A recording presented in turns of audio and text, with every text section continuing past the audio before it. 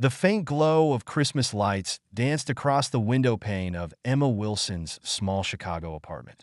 Inside, the air smelled faintly of cinnamon and pine, a scent she had worked hard to create for her children. Lily and Jacob.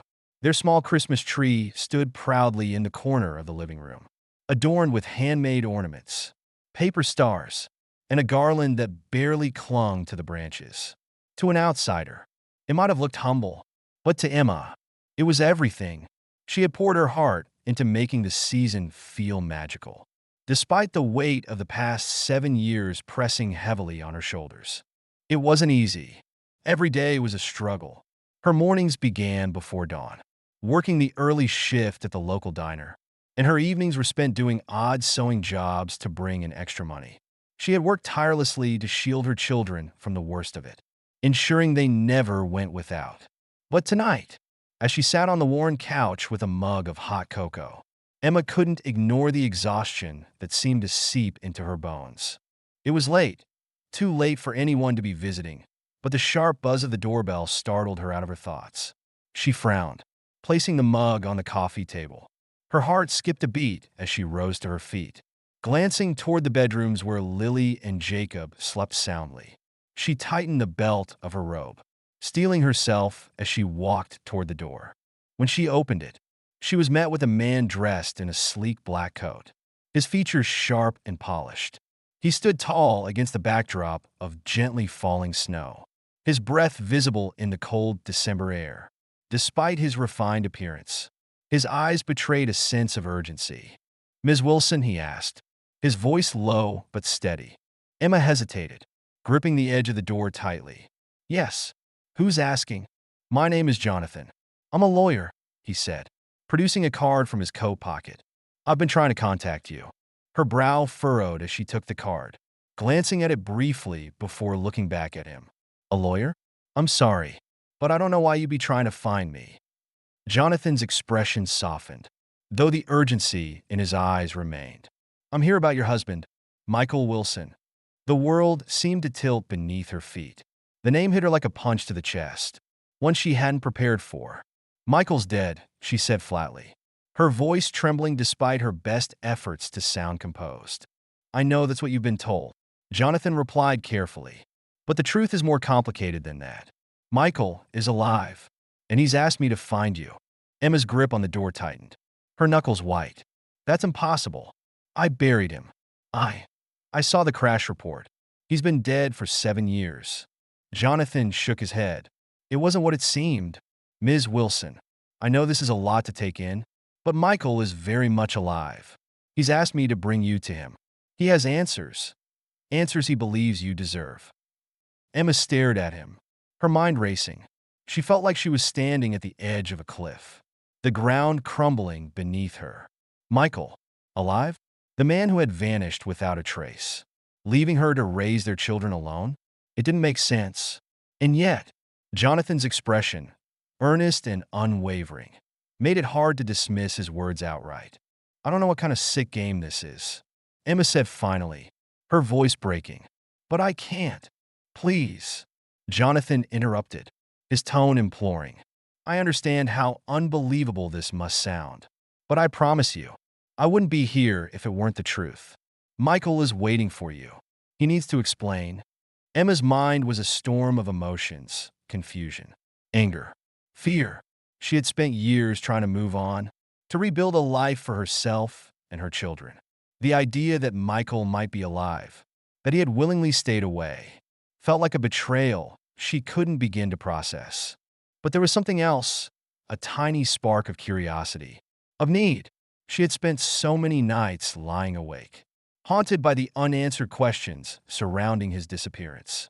If there was even a chance that she could finally get those answers, Emma exhaled shakily, glancing over her shoulder at the hallway leading to the bedrooms. Her children were her world, and she had worked so hard to protect them. Could she risk unraveling everything she had built? "Give me a moment," she said quietly, stepping back to close the door. The car ride was silent, the weight of Jonathan's revelation hanging heavy in the air. Emma stared out the window, watching the city lights blur past. Her hands fidgeted in her lap, Her thoughts a chaotic jumble of anger, disbelief, and a faint, flickering hope she couldn't suppress. Jonathan, sensing her turmoil, kept his focus on the road. It wasn't until they pulled up in front of an elegant restaurant on the edge of downtown Chicago that he finally broke the silence. "He's inside," Jonathan said, cutting the engine. "Take your time. He's not going anywhere." Emma hesitated, staring at the grand facade of the restaurant. It was the kind of place that radiated exclusivity and wealth, a stark contrast to the modest life she had been living. She couldn't reconcile the idea of her Michael, being tied to a place like this. Jonathan opened the door for her, offering a reassuring nod. "You don't have to do this if you're not ready, but I think you'll regret it if you don't." Emma stepped out, her breath visible in the cold night air. The snow crunched beneath her boots as she approached the entrance, her heart pounding in her chest. A hostess greeted her with a polite smile, leading her through the lavish dining room to a private area at the back. And there he was, Michael, or Alexander Gray, as he now called himself, was seated at the head of a long, elegantly set table. He looked different, yet achingly familiar. His hair was neatly styled, and his suit was tailored to perfection. But it was his eyes that caught her attention. They were the same piercing, thoughtful, but now tinged with something she couldn't quite place. Guilt, perhaps.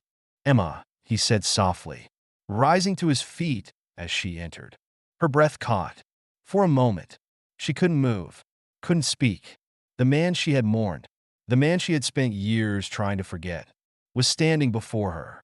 Alive. "Michael," she whispered, the name foreign on her tongue after all this time. "Is it really you?" "It's me," he replied, his voice steady but filled with emotion. "But I go by Alexander now. Please, sit. Let me explain." Emma stayed rooted to the spot, her fists clenched at her sides. "Explain," she repeated, her voice shaking with barely contained anger. "You disappeared. Michael, you left me to pick up the pieces of our life, our family, and now you want to explain?" He flinched, the weight of her words clearly hitting him. "I know I don't deserve your forgiveness," he said quietly, "but you deserve the truth." Emma's chest tightened as she finally stepped forward, lowering herself into the chair across from him. "Then start talking," she said, her tone colder than she intended. The air between them was thick with unspoken words as Alexander began to tell his story. He spoke of debts, threats, and the crushing weight of failure that had driven him to fake his own death. He told her of the car crash that had been his escape, the moment he seized to leave behind the life he believed was beyond saving. Emma listened, her emotions swinging wildly between fury and disbelief. She couldn't believe what she was hearing, how he had justified abandoning her, abandoning their children. And yet, there was a part of her that ached to understand, to make sense of the pain he had caused. "You thought we'd be better off without you," she said bitterly, her voice rising. "Do you have any idea what it was like for me? For them?" Alexander's face crumpled, his composure slipping. "I thought I was protecting you," he admitted, his voice raw. "I thought if I disappeared, you'd be free of the mess I created. But I was wrong. I see that now." Emma stared at him, her heart pounding in her chest. The man sitting before her was both a stranger and the person she had once loved more than anything. Could she ever forgive him? Could she ever let him back into their lives? Emma sat at the polished dining table, her fingers curled tightly around the edge of her chair. Across from her, Alexander, or Michael, as she still thought of him, sat with his hands folded, his polished exterior a sharp contrast to the raw, jagged emotions swirling inside her. The dining room was quiet, save for the faint sound of classical music filtering in from the restaurant beyond. A waiter had come and gone, leaving 2 untouched glasses of water on the table. Emma couldn't bring herself to drink, her throat tight with the weight of everything she had heard. "You thought you were protecting us?" she repeated, her voice low but sharp as a blade. "Do you even understand what that decision did to us? To your children?" Alexander's jaw tightened, his hands balling into fists on the table. "I thought I was doing the right thing," he said, his voice heavy with regret. "The people I owed money to, they weren't going to stop. They threatened me. Emma, they threatened you and the kids. I knew the only way to keep you safe was to disappear. Safe? Emma spat, her voice rising. We weren't safe. Michael, we were abandoned. Do you know what it's like to sit your children down and tell them their father is never coming home? To spend years trying to shield them from the reality that their dad left them with nothing but debts and lies. Alexander flinched, his gaze dropping to the table. I know I failed you, he said quietly. I know I don't deserve your forgiveness. But, Emma, I didn't vanish because I didn't love you. I vanished because I loved you too much to put you in danger. Emma let out a bitter laugh, shaking her head. Don't you dare frame this as some kind of noble sacrifice, she snapped. You didn't just leave me. Michael, you erased yourself from our lives. Like we meant nothing. You let us grieve for you for years. And now you show up. Expecting what? A clean slate? Alexander opened his mouth to respond, but Emma cut him off, her voice trembling. Lily was 3 when you died. She doesn't remember you. Jacob barely does. Every time they asked about you, I had to lie. I had to tell them you were a good man, a loving father. And now I find out you were out here, what? Reinventing yourself as some wealthy businessman while we struggled to keep the lights on. It wasn't like that, Alexander said quickly, his voice pleading. I had nothing when I left. I spent years clawing my way back from the bottom. You started, Ovid? Yes, but it wasn't easy. Every day, I thought about you and the kids. Every day, I wanted to come back, but I was too ashamed. Emma scoffed, leaning back in her chair. Ashamed? That's your excuse. Alexander exhaled sharply, his frustration evident. I know I can't change what I did, but I can change what happens now. That's why I asked Jonathan to find you. I want to help. I want to be a part of your lives again. Emma stared at him, her heart a tangle of anger, sadness, and something she refused to name, hope. And what about the kids? She asked, her voice softer now, almost breaking. What do you think this will do to them? They think you're dead. Michael, how do I explain this to them? That their father abandoned them because he was too much of a coward to face his mistakes? Alexander's face crumpled, and for the first time, Emma saw a crack in his polished facade. His voice was barely a whisper when he said, I don't know, but I'm willing to do whatever it takes to make it right. Please, Emma, let me try. The drive home was silent, the tension in the car so thick it felt like a physical presence. Jonathan, ever the professional, didn't say a word as he navigated the snowy streets back to Emma's apartment. She stared out the window, her thoughts a chaotic storm. She couldn't shake the image of Alexander sitting across from her, his face a mix of regret and determination. For years, she had fantasized about this moment, about demanding answers, about making him feel the pain he had caused her. But now that it had happened, she felt no satisfaction, only a deep, aching exhaustion. When the car pulled up to her building, Jonathan turned to her, his expression unreadable.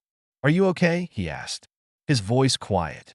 Emma nodded automatically, though she wasn't sure it was true. Thanks for the ride, she said, opening the door and stepping out into the cold night air. As she climbed the stairs to her apartment, she rehearsed what she would tell Lily and Jacob. Nothing, she decided. Not yet. They didn't need to know about this. Not until she figured out what to do. She couldn't let Alexander waltz back into their lives without being certain he wouldn't hurt them again. She unlocked the door quietly, careful not to wake the children. The apartment was dark and still, save for the soft hum of the heater. Emma hung up her coat and slipped into the kitchen, leaning against the counter as the events of the night replayed in her mind. Her anger flared again, sharp and sudden. How dare he come back after all this time? How dare he think he could fix everything with an apology and a promise? But beneath the anger was something else, a small, flickering ember of hope. What if he was sincere? What if he really had changed? Could she afford to shut him out completely? Emma's thoughts were interrupted by the sound of small footsteps. She turned to see Jacob standing in the doorway, rubbing his eyes. Mom, he mumbled sleepily. Why are you up? Emma forced a smile, crossing the room to kneel in front of him. Just thinking. Sweetheart, she said, brushing a hand through his messy hair. What are you doing up so late? Had a bad dream, Jacob admitted, leaning into her. I dreamed Daddy was here, but he was different. Emma's heart clenched, the weight of her guilt pressing down on her. Oh, Jacob, she murmured, pulling him into a hug. It was just a dream. Honey, go back to bed. Okay. Jacob nodded. But as he walked back to his room, Emma felt a fresh wave of doubt. She had spent years protecting her children from the truth. But now the truth was standing on her doorstep, demanding to be let in. The next day, Alexander called. Emma let the phone ring several times before answering, her voice cool and measured. What do you want? I just wanted to check on you, Alexander said, his tone cautious. I know last night was a lot. That's an understatement. Emma replied flatly. I'm still trying to figure out what to do. I understand. Alexander said quickly. Take all the time you need. I want you to know I'm not going anywhere. I want to help. Emma, I want to be there for you and the kids. Whatever it takes. Emma closed her eyes, exhaling slowly. I don't know if I can trust you, Michael, but for their sake, I'm willing to hear you out. On my terms. Of course, Alexander said, his voice filled with relief. Whatever you decide, just thank you for giving me a chance. As she hung up the phone, Emma felt a strange sense of clarity. She didn't know what the future held, but one thing was certain. The road ahead was going to be anything but easy. The days that followed were a mixture of tense silence and quiet anticipation. Emma had agreed to let Alexander meet the children, but only after countless sleepless nights spent agonizing over the decision. She was terrified of what it might mean, how it would affect Jacob and Lily, and whether she could truly shield them from the hurt she had worked so hard to protect them from. But a part of her knew that she couldn't keep the truth buried forever. Alexander arrived early on a cold Saturday morning, his car pulling up to the curb in front of Emma's apartment building. Through the frosted window, Emma watched as he stepped out, his coat neatly buttoned and his posture rigid with nervousness. He stood by the car for a moment, as if gathering his courage. Before making his way to the door, Emma greeted him with a guarded expression. They're inside, she said simply, stepping aside to let him in. The small apartment, cozy and filled with the scents of pancakes and cinnamon, felt worlds away from the sleek, polished life Alexander seemed to inhabit now. But he didn't comment on the difference. His eyes scanned the room, taking in the drawings on the fridge, the scattered toys on the floor, the signs of the life he had missed. Jacob and Lily were seated at the small kitchen table, their plates half filled with breakfast. When they saw Alexander, they froze. Emma had prepared them as best as she could, explaining in careful, measured words that their father was alive and wanted to see them. But now, as they looked at the man standing in their home, the reality of the situation seemed to hit them all at once. Jacob was the first to speak. Are you really my dad? He asked, his voice small but steady. Alexander's throat tightened, and he took a step closer, kneeling to meet his son's gaze. Yes, Jacob, he said softly. I'm your dad, and I'm so sorry I wasn't here for you. I've missed you every single day. Lily, who had been clutching her fork tightly, set it down and looked at Emma. Why didn't you tell us? She asked, her voice trembling. Emma's heart broke at the question. She knelt beside Lily, placing a hand on her daughter's shoulder. Because I didn't know how, she admitted, her voice thick with emotion. I thought he was gone forever. And when I found out he was alive, I wanted to protect you. I wasn't sure if he deserved to be in your lives again.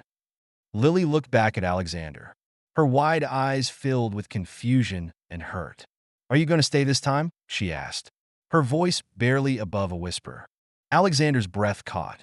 He reached out, hesitating for a moment before gently placing his hand over hers.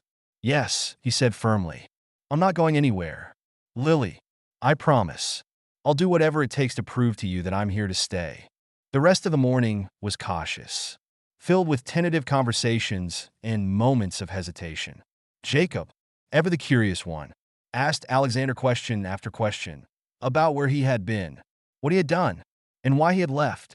Alexander answered as honestly as he could, careful not to overwhelm them with details they were too young to understand. Lily remained quieter, her watchful gaze never leaving her father, as if trying to decide whether she could trust him. Emma stayed in the background, observing the fragile reunion with a mix of hope and apprehension. She could see the genuine effort Alexander was making. The way he softened his voice when speaking to the children. The way he leaned down to their level and listened intently to every word they said. It was a side of him she hadn't seen in years, a side she had thought was gone forever. Over the next few weeks, Alexander became a more regular presence in their lives. He started small, visiting on weekends and joining them for family activities. He brought gifts for the children, nothing extravagant, just thoughtful tokens that showed he was paying attention. A model plane for Jacob, who loved to build things, and a set of watercolor paints for Lily, who had recently discovered a love for art. The children began to warm up to him, their initial hesitation giving way to cautious affection. Jacob was the first to truly embrace his father, eagerly showing him his drawings and inviting him to play board games. Lily, ever the cautious one, took longer, but one evening, as Alexander helped her paint a snowy landscape at the kitchen table, she leaned against him without a word. It was a small gesture, but it spoke volumes. For Emma, the process was more complicated. She couldn't deny that Alexander was trying, really trying, to make amends. But the pain of his betrayal still lingered, a shadow that refused to fade. She found herself constantly questioning his motives, wondering if he would disappear again the moment things became difficult. One evening, after the children had gone to bed, Alexander stayed behind to help Emma clean up. As they stood side by side at the sink, washing dishes in comfortable silence, he finally broke the quiet.